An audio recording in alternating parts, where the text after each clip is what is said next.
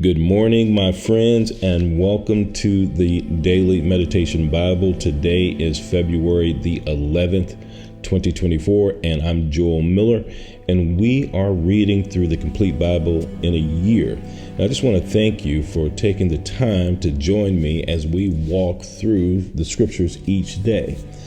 Today we see the children of Israel, the Hebrew children. They're making a golden calf. Moses, he's been up on the mountain talking to God, getting those commandments. He's been delayed. The people, they become impatient.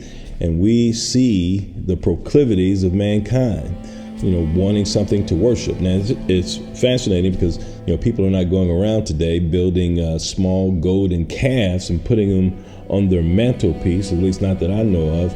But what we do have tendencies to do is to seek to build lives of comfort and security where there's no need for true passionate worship of God.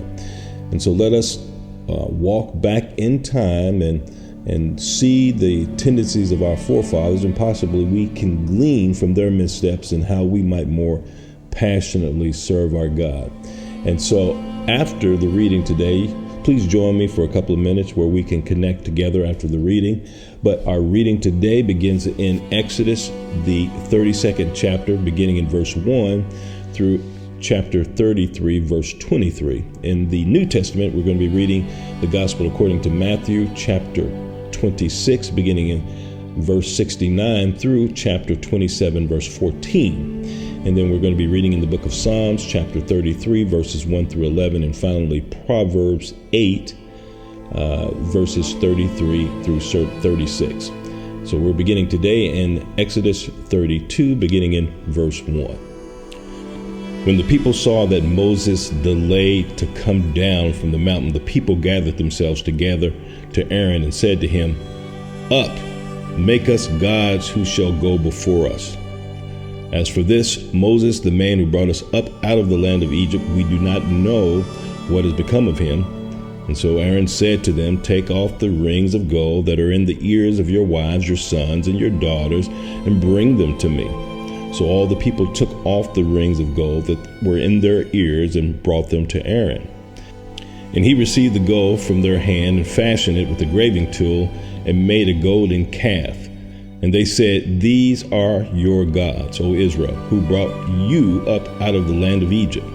When Aaron saw this, he built an altar before it. And Aaron made a proclamation and said, "Tomorrow shall be a feast to the Lord." And they rose up early the next day and offered burnt offerings and brought peace offerings. And the people sat down to eat and drink and rose up to play. And the Lord said to Moses, "Go down, for your people whom you brought up out of the land of Egypt have corrupted themselves. They have turned aside quickly out of the way that I have commanded them. They have made for themselves a golden calf and have worshipped it and sacrificed it, and said, 'These are your gods, O Israel, who brought you up out of the land of Egypt.' And the Lord said to Moses, 'I have seen this people, and behold, it is a stiff-necked people. Now therefore let me alone, that my wrath may burn hot against them, and that I might consume them, in order that I may make a great nation of you.' But Moses implored the Lord his God and said, 'O Lord, why does your wrath burn hot against your people, whom you have brought out of the land of Egypt with great power and with a mighty hand? Why should the Egyptians say, with evil intent did he bring them out to kill them in the mountain and to consume them from the face of the earth? Turn from your burning anger and relent from this disaster against your people. Remember Abraham, Isaac, and Israel, your servant, to whom you swore by your own self and said to them, I will multiply your offsprings as the stars of the heaven, and all this land that I have promised I will give to your offsprings, and they shall inherit it forever. And the Lord relented from the disaster that he had spoken of bringing on his people. Then Moses turned and went down from the mountain with the 2 tablets of the testimony of his hand, tablets that were written on both sides, on the front and on the back they were written. The tablets were the work of God, and the writings was the writing of God, engraved on the tablet. When Joshua heard the noise of the people as they shouted, he said to Moses, "There is a noise of war in the camp." But he said, "It is not the sound of shouting of victory or the sound of the cry of defeat, but the sound of singing that I hear." And as soon as he came near the camp and saw the calf and the dancing, Moses' anger burned hot, and he threw the tablets out of his hands and broke them at the foot of the mountain. He took the calf that they had made and burned it with fire and ground it to powder and scattered it on the water and made the people of Israel drink it. And Moses said to Aaron, "What did this people do to you that you have brought such a great sin upon them?" And Aaron said, "Let not your anger of my Lord burn hot. You know the people, they are set on evil. For they said to me, 'Make us gods who shall go before us.' As for this Moses, this man who brought us up out of the land of Egypt, we do not know what has become of him. So I said to them, 'Let any who have gold take it off.' So they gave it to me, and I threw it into the fire, and out came this calf." And when Moses saw that the people had broken loose, for Aaron had let them break loose, to the derision of their enemies, then Moses stood in the gate of the camp and said, "Who is on the Lord's side, come to me." And all the sons of Levi gathered around him.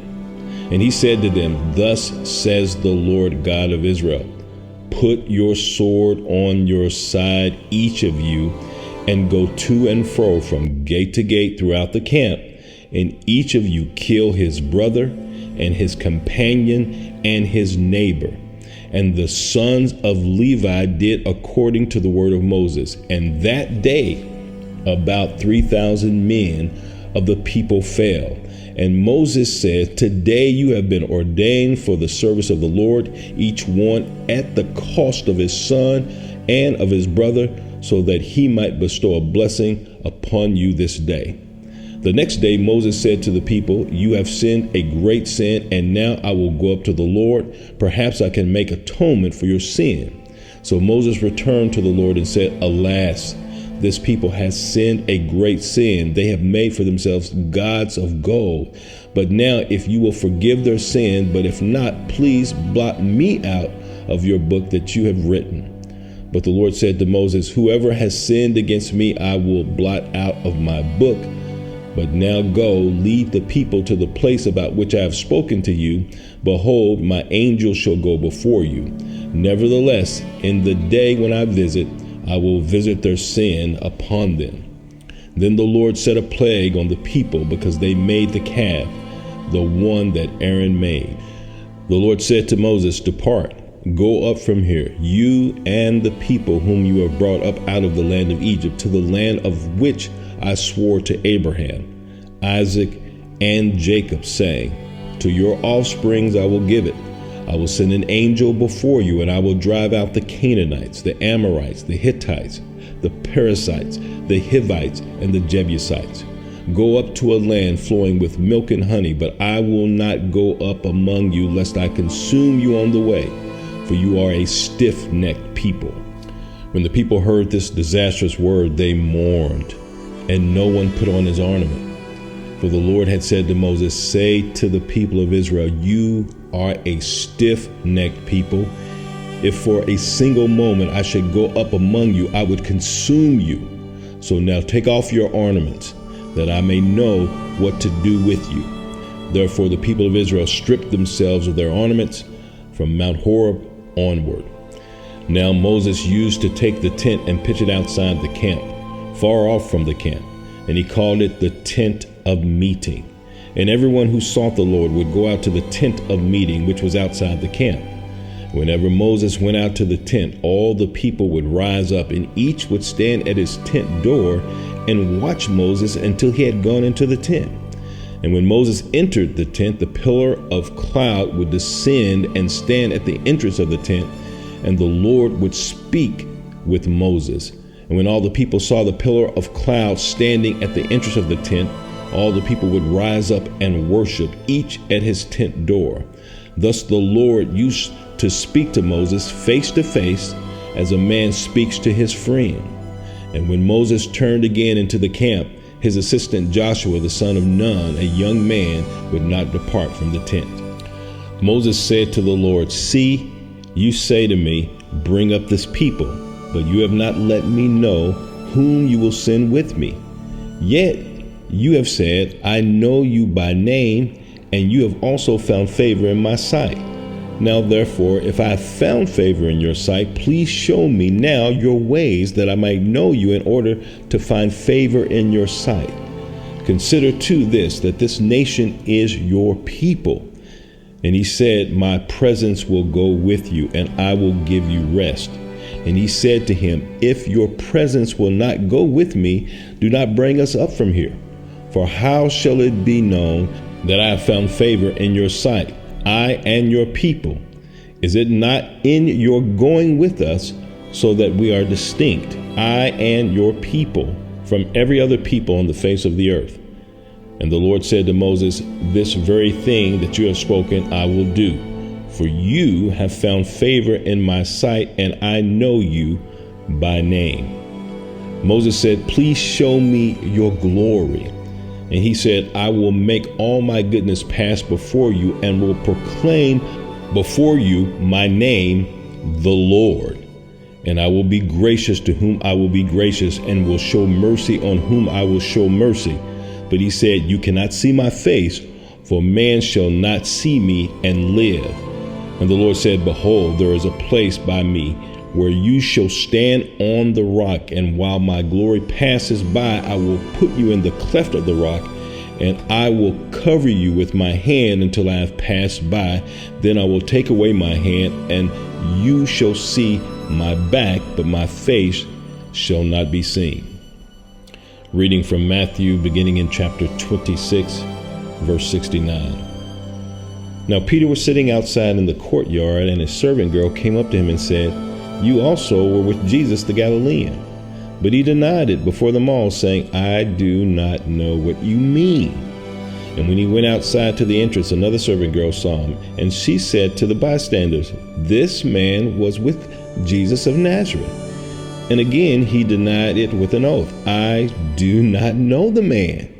After a little while, the bystander came up and said to Peter, certainly you too are one of them, for your accent betrays you. Then he began to invoke a curse on himself and to swear, I do not know the man. And immediately the rooster crowed. And Peter remembered the saying of Jesus, before the rooster crows, you will deny me 3 times. And he went out and wept bitterly. And when morning came, all the chief priests and the elders of the people took counsel against Jesus to put him to death. And they bound him and led him away and delivered him over to Pilate the governor. Then when Judas, his betrayer, saw that Jesus was condemned, he changed his mind and brought back the 30 pieces of silver to the chief priests and the elders, saying, I have sinned by betraying innocent blood. They said, what is that to us? See to it yourself. And throwing down the pieces of silver into the temple, he departed, and he went and hanged himself. But the chief priest, taking the pieces of silver, said, it is not lawful to put them into the treasury, since it is blood money. So they took counsel and brought with them the potter's field as a burial place for strangers. Therefore the field has been called the field of blood to this day. Then was fulfilled what had been spoken by the prophet Jeremiah, saying, and they took the 30 pieces of silver, the price of him on whom a price had been set by some of the sons of Israel, and they gave them for the potter's field as the Lord directed me. Now Jesus stood before the governor, and the governor asked him, are you the king of the Jews? Jesus said, you have said so. But when he was accused by the chief priests and elders, he gave no answer. Then Pilate said to him, do you not hear how many things they testify against you? But he gave him no answer, not even to a single charge, so that the governor was greatly amazed. Reading from Psalms, the 33rd chapter, verses 1 through 11. Shout for joy in the Lord, O you righteous. Praise befits the upright. Give thanks to the Lord with the lyre. Make melody to him with the harp of 10 strings. Sing to him a new song. Play skillfully on the strings with loud shouts. For the word of the Lord is upright, and all his work is done in faithfulness.